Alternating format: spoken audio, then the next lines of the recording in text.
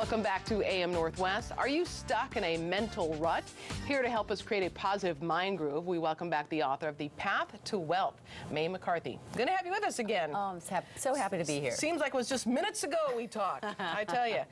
Talk about how we can get ourselves out of the rut. And one of the things you say is a lot of people are stuck in the mentality of I can't. Exactly. So a lot of people think that they are describing what it is that they want, but really what they're describing is what they don't want.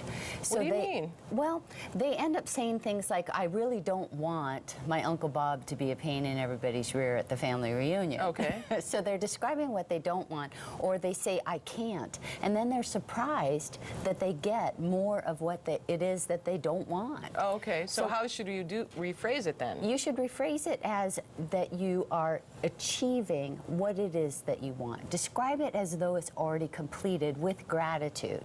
And what that will do is enable your belief system to change. Your beliefs are tied to behaviors, and when we program our brain to see ourselves in a completed goal, we start to attract information and messaging through our subconscious and intuition to guide us towards that goal.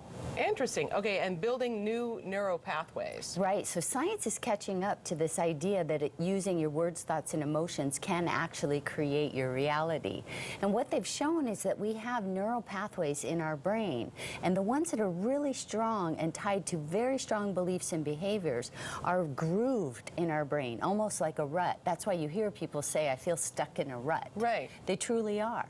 And what we need to do is start using our words, our thoughts, and our emotions in a repetitive process to strengthen a new neural pathway that enables a new belief to be stronger than that old belief. It's kind of like a field of grass. You know, if you see a field of grass up to your hips, if you walk through that field one day and come back the next, you probably can't see where you've walked. Right. But if you walk it every single day, you start to notice a path. And that's what we're doing with repetition, is strengthening a new belief that what you want is possible. Oh, interesting. Okay, how to overcome the fraud factor? Right. So what happens is our brains want to protect us, okay? They want to make sure that we are safe.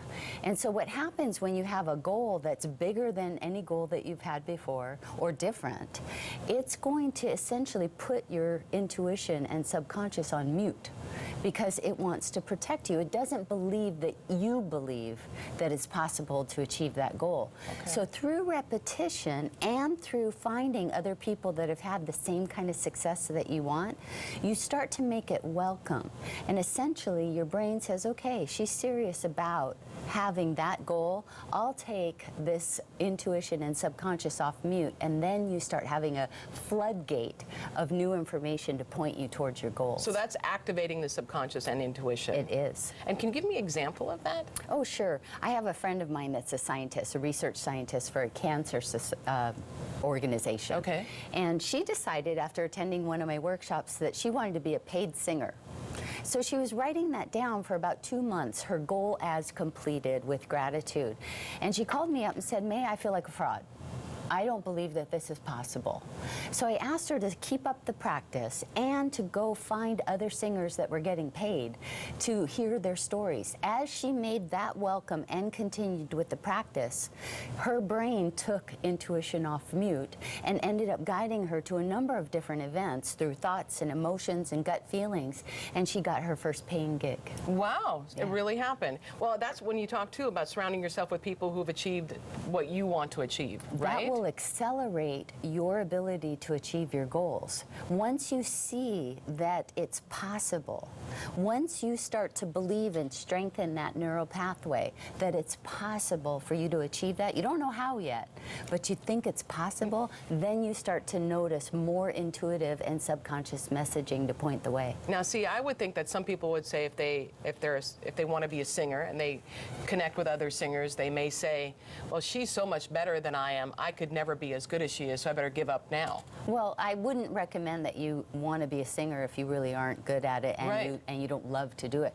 This girl loved to sing. Right. But ever since she was a little girl, she was told by her family, it's foolish to You be can't a make singer. any money now. Exactly. Go Gotcha. get a sensible degree. So she had that very strong belief, that Sure. neural pathway that was tied to that belief, which was preventing her from noticing that it was possible. So It makes sense, because it's like seeking out mentors to Yeah. kind of help you. And then you just talk about repetition being so key. Right. I love to coin the phrase repetition reaps rewards. And there are countless numbers of people that say it's important. And Muhammad Ali, one of the greatest athletes in the world, said that it's the repetition of affirmations that leads to beliefs. And once you believe that something is possible, things begin to shift and you can make things happen. I'll tell you what, it's really interesting, and it makes a lot of sense, actually. The book, again, is titled The Path to Wealth. Mae McCarthy, thank you very much. Great Thank you. talking with you again.